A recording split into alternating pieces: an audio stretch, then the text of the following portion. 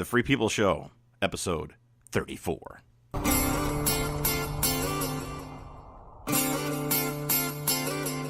The Free People Show is a show about the practice and politics of being free. Free from government, free from coercion, and free to be yourself. Host Phil Anderson is a libertarian, a Christian, and was the kind of kid who, according to his grandmother, just wouldn't shut up. Phil and his co-hosts will talk politics, but also life in general, challenging you, entertaining you, persistently rapping on the back door of orthodox two-party politics, sparing nobody and taking no prisoners, maybe even making you laugh.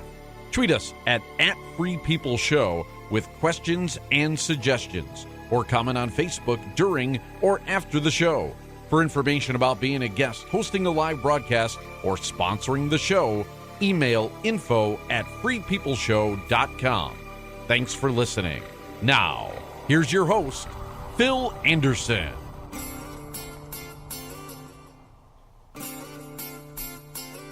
Hello and welcome to the Free People Show, episode 34. Let's start off by getting our propers out of the way. Our special thanks to co-hosts Patrick Baird and Ron DePauw, engineer Samuel Anderson, business agent R.J. DePauw, who is not the same person, show webmaster Dustin Dreyfus, show contributors Jeff Korch, Jay Ranchad, John Migloch, and the Libertarian Party of Dane County. You can find the Free People Show at freepeopleshow.com, as well as on our host platform Spreaker. That's like speaker with an R. You can also find us on Stitcher, iTunes, TuneIn, SoundCloud, and of course on Facebook and Twitter. And we welcome all of our Facebook watchers and hopefully some Twitter watchers tonight as well. Our co-host this evening, Ron DePauw, is a veteran of the United States Army, a former recruiter, an employee of the state, a PSYOP expert, and surprisingly still a libertarian, a new father, a rum and coke drinker, although tonight it's Yankee Buzzard from Wisconsin Brewing. I had to cut back a little bit. And a BAMF, whatever that is. If you know what a BAMF is, then message us, because I'm not quite sure, but Ron insists that he is one. Welcome, Ron. Hey, thank you, Phil. Sure. Patrick Baird is the treasurer. No. See, I have to keep changing this. He was the treasurer until last night of the Libertarian Party of Wisconsin. He was the campaign manager for Anderson for U.S. Senate. Free at last. Thank God Almighty, I'm free at last. He is the author and creator of the Libertarian Federalist, which we'll be referencing tonight when our topic comes up. You can find that at libertarianfederalist.com and on Facebook. He is also the author of a series of spy novels called The Beatnik Spy, and we're eagerly awaiting the 4th volume of The Beatnik Spy. He drinks hams, although tonight he's drinking Penguin Pale Ale. One Barrel Brewing. Right out of here in Madison. Awesome. A true Renaissance man. And you guys know who I am. Welcome, everyone, to the show. Tonight, our topic is, and this is a subject near and dear to every libertarian's heart, and as a matter of fact, should be near and dear. It has been important to just about everybody who's connected to the internet in some way, shape, or form. Our topic is the government, the internet, and free speech. Does something have to give? How do they all work together? It's been a very, it's new ground we're on right now, because there's some people who view the internet as a utility and something that should be kept open for free speech by government force or government legislation in some way, shape, or form. That brings up the issue of net neutrality. There are some people who believe that internet companies are businesses and should be allowed to discriminate and change bandwidth, or however they want to do it, pay for bandwidth as they choose. We've actually seen a little bit of that recently, which is I think why Patrick suggested this topic tonight, because there were a number of the groups in question involved in the Charlottesville ruckus who have been denied service by certain internet companies.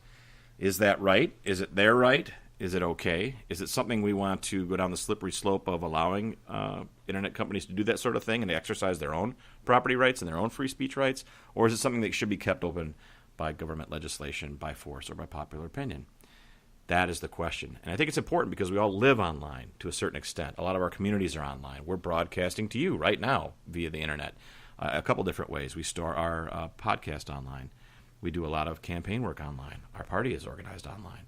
There are a lot of issues here, and especially for people who belong to a third party, which is sometimes maligned, and accusations are made of it about various things. We might be especially sensitive to that situation, because it could be where groups with a ton of money and we were just talking about how much money Scott Walker has in the bank already for his campaign for governor.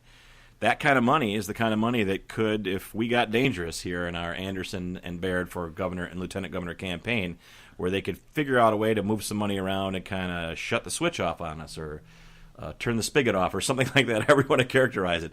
It's a dangerous thing both ways. It's not an easy question for libertarians. A lot of our issues are pretty straightforward, easy answers. This one in particular is not. So I'll let Patrick address this now. We touched on this some last week. Reaction to what happened in Charlottesville and the aftermath. But since then, there was some additional developments, and I was particularly alarmed by the speed and totality of how the tech companies moved to remove white supremacist or alleged white supremacist speech and platforms off of their platforms. So you had Stormfront, which was it's a totally a white supremacist, awful piece of garbage publication that was they had their web hosting removed. You had GoDaddy, you had OkCupid, you had PayPal. People had their PayPal accounts disconnected. You had a whole wide range of these white supremacist groups who were effectively erased from the internet and were cut off from being able to communicate with their supporters or with the wider world. Now, the thing that was alarming to me was not that it happened. I mean, people who are in favor of suppressing speech of white supremacists say, well, this is the the private market, and this is the community reacting to their speech. They make this bullshit argument of, well, they have free speech, but we have the right to shut them down and effectively prevent them from disseminating their views. And it's even a libertarian position to say, well, the First Amendment only protects us from the government. So if private entities like Facebook and Google and Twitter and internet providers like GoDaddy or DigitalOcean decide that they want to, for whatever reason, shut down websites, blogs, disconnect people from payment systems. If they want to do that, it's all the private market. They should be allowed to do that. That's a very libertarian argument. Mm-hmm. That's a very defensible libertarian argument. Mm-hmm. But reflecting on it, I thought, okay, let's step back for a minute and let's think about this. What happened? The Nazis got booted from the internet basically last week, and effectively erased, as I said, from the internet. Now, everybody agrees that there's only about 0.1% of 1% of this country that supports Nazis. Really, they're a minuscule force in this country. Their importance is vastly inflated by the protesters that show up. We talked about that last week. So they're really an insignificant force in this country. But what do we know? Those of us who are conservatives or libertarians, what do we know about progressives? Because this was all progressives that were behind this, including the tech companies, by the way, which are run by progressives. Well, and as a side point, it wasn't only like clearly identifiable white supremacist Nazi groups that were kicked off. There were Tom Woods sent out an email a few days ago, a paper that he wrote for that's been in existence for like 50 years. I think it's called The Remnant or something. A Catholic newspaper. Right. Had to justify itself to PayPal. PayPal sent a somewhat menacing, at least it sounded menacing, email saying you need to sort of answer these questions or we're going to shut you down. Right. And so the net was cast relatively wide and from a progressive angle. Yes. So it wasn't like progressive sites that were being questioned. It was more what you might call conservative or religious sites that were cast in there as well. Right to that. Yes. As I said, as conservatives and libertarians, what do we know from personal experience? What do we get called, and what have we been called for decades in this country by progressives? Nazis. We've been called hate mongers. Yeah. Our ideas are hate speech, and we're called Nazis. So, and that's not a new development. That's as long as I have been involved in conservative activism. An easy thing I have had to listen to that from of. progressives saying, Ignorant "You Nazi, accusation. you hate monger." So, it's not like there's a huge leap for progressives to go from going after real Nazis to going after perceived Nazis, which libertarians could very well, in their view, be considered hate speech fomenting Nazis.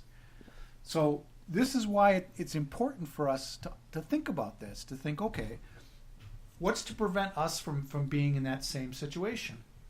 Why would, if the groupthink on the left suddenly, and believe me, I've been concerned about this for a while now, that libertarians are one bad incident or one, something away from suddenly having the groupthink on the left turn on us and put us in the bad people category, along with the Nazis and the white supremacists and the people who are already over there with the Nazis and white supremacists, conservative Christians who happen to believe that homosexuality is a sin.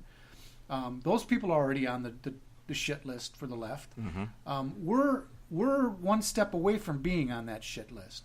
And when that happens, what's to prevent us from experiencing the same thing that happened last week to the alt-right and the Nazis?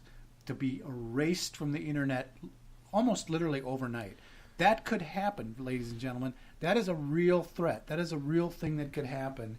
And that shook me to my core, thinking about that, thinking that could happen overnight. Well, one of the things, this is a little bit of a tangent, but maybe not, is that when things, groups, products, or whatever are made illegal, then there becomes a black market for it. There is a dark web out there. The gentleman who created the Silk Road via the Tor project or whatever is arrested and is in jail in Texas, but there's still a lot of things that go on the dark web that don't go on Facebook or Google or anywhere, that are hidden. What that will do, if this continues the way it does, then a lot of that communication will be driven underground. People will still find it. It'll be harder to find, much like alcohol was in the 20s. There'll be places to go to talk about these things, websites to go if you log in. I mean, you can get right on your phone right now, contact, get a Tor app that allows you to anonymously interact on the internet. That's not hard to do at all. It'll drive it away. And I think one of the benefits of, and I, to your point, my libertarian perspective is we shouldn't infringe on the property rights of these internet services. There's a way that people will respond to create their own market, whether it's underground or different services or whatever. But that's not my point. My point is that there will be ways for people to contact each other and develop. And one of the benefits of the fact that now, at least up until now, it's been out in the open, is that you can identify people. You can find Nazis online. You can find white supremacists online. If they go on the dark web and connect each other that way, then they won't be easy to find. And that's another concern of mine that I didn't really put into my article on Libertarian Federalist, but it is something that was concerned me. Is exactly that: is what's going to happen to these people that have been unmasked, or these people that have been driven into the dark web or whatever. If I was a white supremacist, what lesson would I have learned from Charlottesville?